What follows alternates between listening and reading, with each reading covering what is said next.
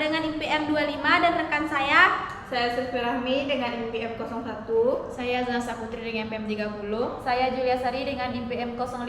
Saya Angelita Asranti dengan IPM 07. Selamat menyaksikan.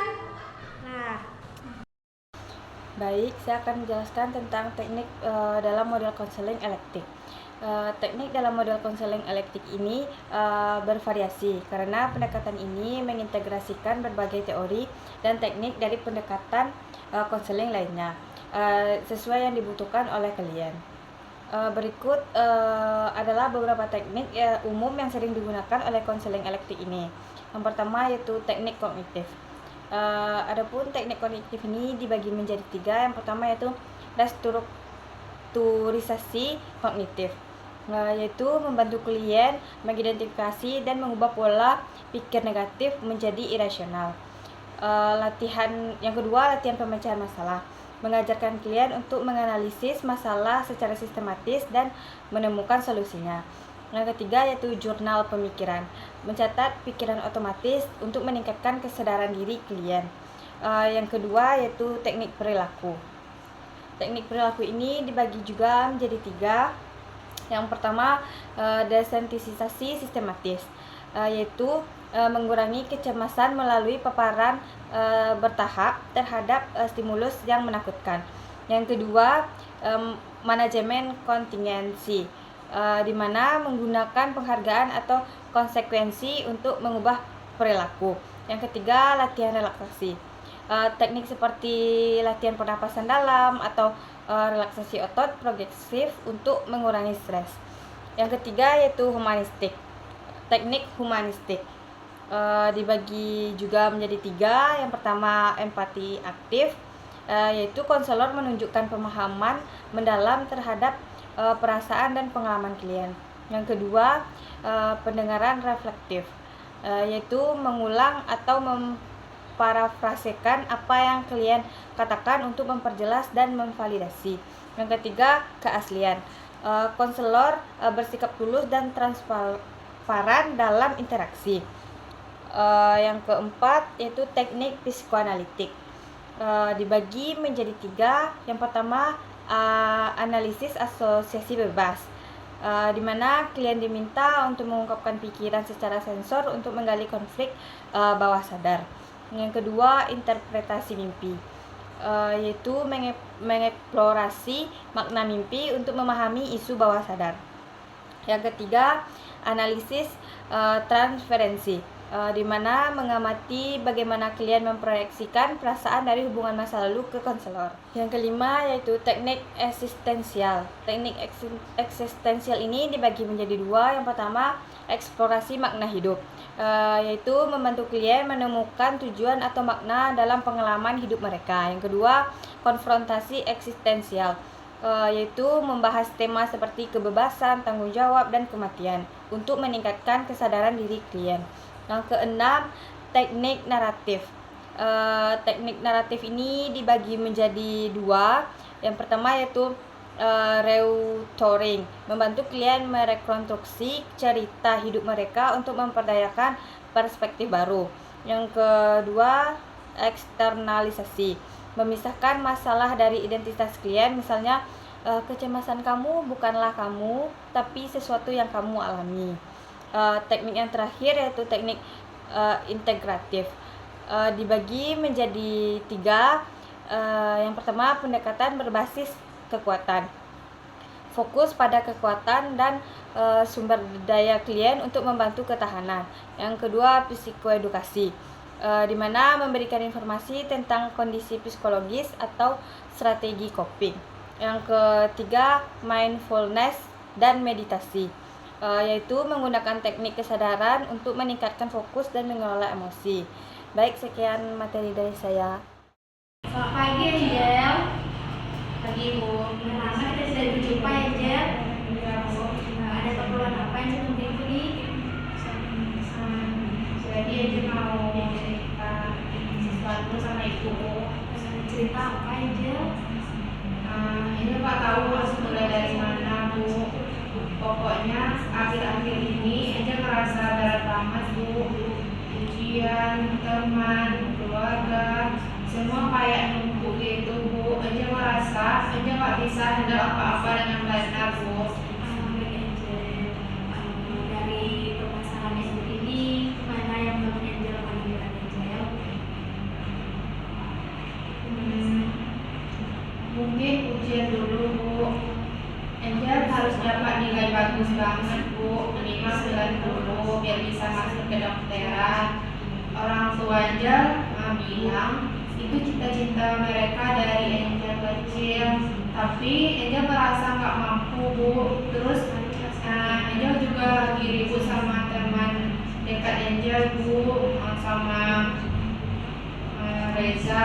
Dia kayak ngejauh Angel, Bu. Dan Angel merasa sendirian, Bu. Baik Angel, Ibu mengerti apa yang Angel rasakan saat ini. Coba Angel ceritakan lebih detail soal tekanan ujian itu Angel ke Ibu.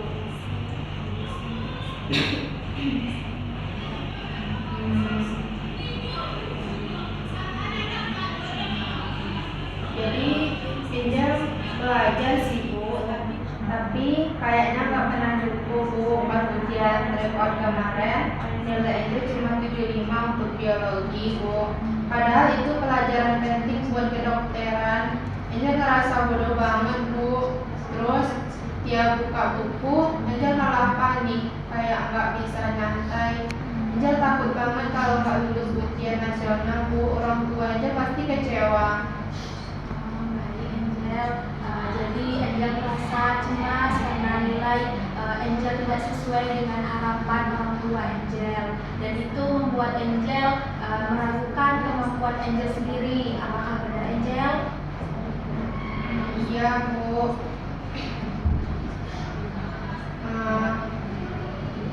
Angel merasa Angel nggak pantas jadi anak mereka kalau Angel gagal, Bu.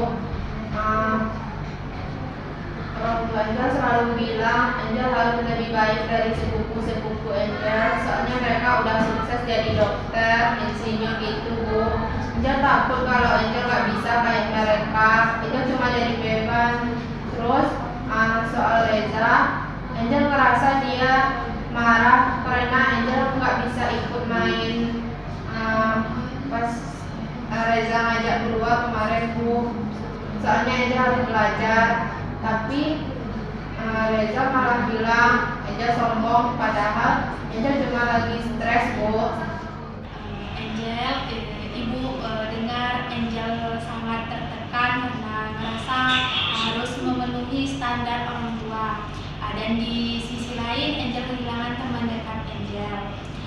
Dari yang Angel sampaikan tadi, apa Angel pernah mikirin kalau mungkin teman Angel nggak sepenuhnya ngerti perasaan Angel, atau mungkin tekanan dari orang tua Angel ini bikin Angel lupa melihat apa yang sebenarnya Angel kuasai.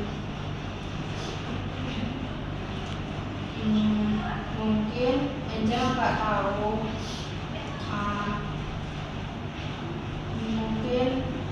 Mungkin teman Angel tuh nggak tahu kalau Angel lagi stres, Bu.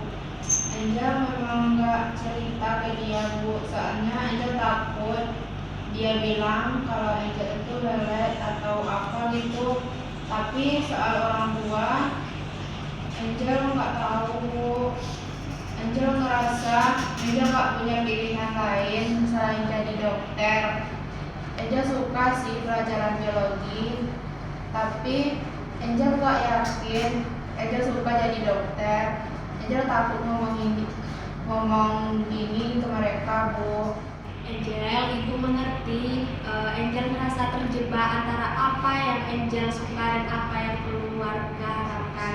Angel bilang Angel suka biologi, tapi nggak yakin sama profesi dokter. Bisa ceritakan apa yang membuat Angel tidak suka biologi? Angel suka biologi karena seru belajar soal alam, kayak ekosistem atau tumbuhan. Angel suka ngebayangin kerja di lapangan, Bu, mungkin penelitian gitu. Tapi dokter kayaknya berat banget, Bu. Harus kerja di rumah sakit, tanggung jawabnya besar, dan Angel nggak tahu Angel kuat apa enggak Bu, cuma Angel takut bilang ke orang tua soalnya mereka bilang dokter itu pasti sukses Bu. Wah, menarik sekali ya Angel. Angel punya minat di biologi yang lebih ke arah penelitian. Apa menurut Angel mungkin untuk coba ngobrol sama orang tua Angel?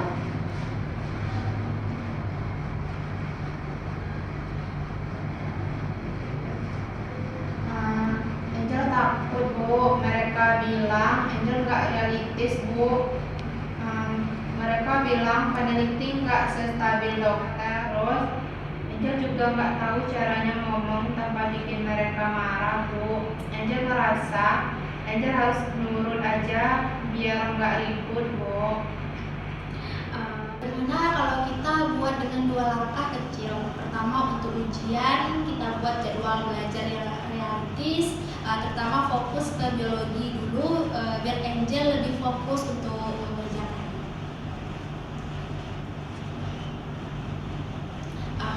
Kedua, kita siapin cara ngobrol sama orang tua Angel soal minat Angel di penelitian, misalnya dengan kasih info soal peluang karir di bidang itu. Ibu bisa bantu Angel menyusun kata-katanya. Bagaimana pendapat Angel? Apakah Angel bersedia?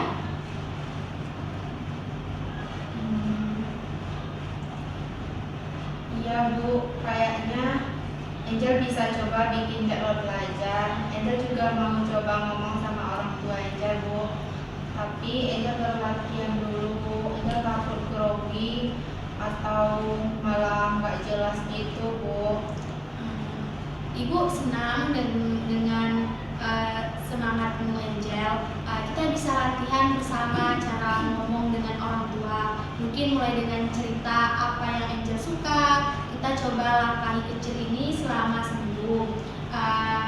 Lalu kita evaluasi di pertemuan berikutnya. Kalau ada kendala, kabari Ibu ya Angel. Oke Bu, Angel merasa agak ringan sekarang Bu. Makasih ya Bu. Angel merasa didengar banget. Angel mau coba, tapi mungkin Angel bakal minta bantuan lagi sama Ibu. Baik Angel, Ibu senang banget dengarnya Angel. Angel gak sendirian, kita kerja bareng. Minggu depan kita ketemu lagi untuk lihat kemajuannya ya. Oke, kalau ada apa-apa, pintu ruangan Ibu selalu terbuka untuk Angel. Baik, terima kasih Bu. Terima kasih juga Angel. Halo Sari, senang kita bisa ngobrol kembali ya Sari. Suasananya lagi santai banget ya. Coba ceritakan apa yang lagi bikin Sari merasa nggak tenang akhir-akhir ini. Apa aja yang ada di pikiran Sari nggak pernah ditutupi, bisa ceritakan ke Ibu. Jadi gini Bu, Sari benar-benar bingung Bu, skripsi Sari nggak selesai-selesai. Dosen bilang revisinya masih banyak. Terus orang tua Sari tiap hari nanya kapan lulus, kapan kerja. Sari ngerasa kayak nggak bisa apa-apa Bu. Kadang Sari mikir kalau Sari ini nggak berguna Bu.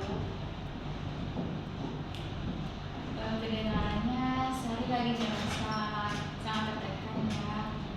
Sari ada beban dari skripsi, tekanan dari keluarga, dan kayaknya Sari juga merasa ada diri. Apa yang bikin Sari merasa nggak berguna? Bisa ceritakan lebih detail kejadian atau pikiran yang muncul? Sari sering merasa ketinggalan sama teman-teman Sari Bu. Mereka udah mulai kerja di perusahaan besar. Ada yang udah lolos CPNS, sementara Sari masih stuck sama skripsi. Orang tua Sari bilang kalau Sari harus kerja di bank atau BUMN biar mapan. Tapi Sari nggak tahu apa yang harus kerja gitu. Sari bingung Bu. Sari nggak tahu kalau Sari ini sebenarnya suka apa. Sari merasa tertekan karena merasa tertinggal sama teman-teman dan karena ekspektasi orang tua yang spesifik banget ya. Terus Sari juga bingung soal apa benar-benar kamu inginkan untuk masa depan. Apa yang bisa muncul di pikiran Sari kalau Sari ngebayangin masa depan. Sari bayangin kalau Sari kerja di kantor pakai jas, tapi entah kenapa Sari merasa nggak happy. Sari suka sih ngulik teknologi, kayaknya bikin aplikasi atau desain serius kerja itu. Orang tua Sari bilang itu cuma hobi, nggak bakal bikin Sari sukses. Jadi Sari kayaknya terjebak antara apa yang mereka mau sama apa yang Sari rasain. Sari, aku dengar kamu bilang kamu suka ngulik teknologi, tapi kamu juga bilang kamu nggak serius kerja itu karena orang tua bilang itu cuma hobi.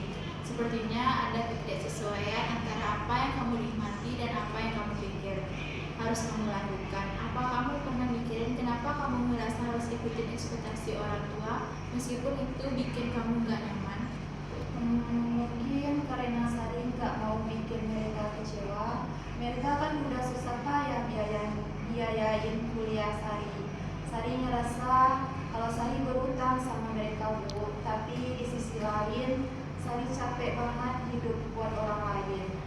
Sari ingin punya kebebasan, tapi Sari takut gagal kalau coba sesuatu yang nggak pasti kayak teknologi tadi, Bu. Gue ngerti banget Sari, kamu ngerasa punya tanggung jawab besar buat balas budi ke orang tua. Dan itu wajar, tapi Sari coba kita pikir bareng kalau kamu ngejar sesuatu yang nggak bikin kamu bahagia, apa itu bakal bikin kamu sukses atau malah bikin kamu tertekan. Mungkin sukses nggak cuma soal kerja di bank, tapi soal ngerasa puas dengan apa yang kamu kerjain. Apa menurut Sari ada cara buat nyatuin keinginan di teknologi sama tanggung jawab Sari di keluarga Sari? Mungkin Sari bisa coba ambil kursus online soal pemrograman biar Sari lebih pede kerja bidang itu. Tapi Sari masih takut orang tua Sari nggak setuju. Terus skripsi Sari juga masih nunggu. Sari nggak tahu bisa bagi waktu apa enggaknya, Bu. Oke, sepertinya Sari udah melihat apa yang Sari suka yaitu teknologi. Dan Sari juga punya ide buat ada kursus. Itu langkah yang bagus untuk skripsi dan waktu. Bagaimana kalau kita berencana kecil dulu? Misalnya kita susun jadwal mingguan buat fokus ke skripsi di pagi hari. Terus sisihkan 1-2 jam di malam hari buat belajar teknologi. Kita juga bisa pikirin cara buat ngobrol sama orang tua soal passionmu, mungkin dengan cerita potensi karir di teknologi. Apa pendapat Sari tentang hal ini? Kedengarannya masuk akal, Bu, tapi Sari masih agak takut buat ngomong sama orang tua. Sari takut mereka bilang itu cuma buang waktu aja, Bu. Ibu ngerti ketakutan Sari dan wajar banget rasa itu. Ngomong sama orang tua itu emang gak gampang, apalagi kalau ekspektasi mereka tinggi. Bagaimana kalau kita latihan dulu cara Sari menyampaikan kepada orang tua Sari? Misalnya Sari sampaikan ke mereka mulai dengan bilang kalau kamu lagi eksplorasi tentang teknologi karena ada peluang besar di situ sambil tetap komitmen dan skripsi. Ibu bisa bantu Sari kata-kata mau coba? Ya, Bu, aku mau coba. Sari mau coba. Mungkin kalau Sari punya argumen yang kuat, mereka bisa lebih ngerti. Sari juga bakal coba bikin jadwal buat skripsi, soalnya Sari nggak mau stop lagi, Bu. Heran Sari, Ibu suka semangat Sari. Ibu yakin Sari bisa handle ini. Kita mulai dengan bikin jadwal sederhana buat minggu depan. Dan Ibu akan bantu Sari siapin cara ngobrol sama orang tua. Kita ketemu lagi minggu depan buat liatin gimana progresnya ya. Kalau ada kendala, kabari saja Ibu ya. Makasih banget ya, Bu. Sari ngerasa lebih ringan sekarang, kayak ada harapan itu, Bu. Senang banget dengarnya Sari, kamu nggak sendirian. Kita kerja sama bareng, oke? Sampai ketemu lagi minggu depan Sari. Ya Bu, sampai ketemu lagi.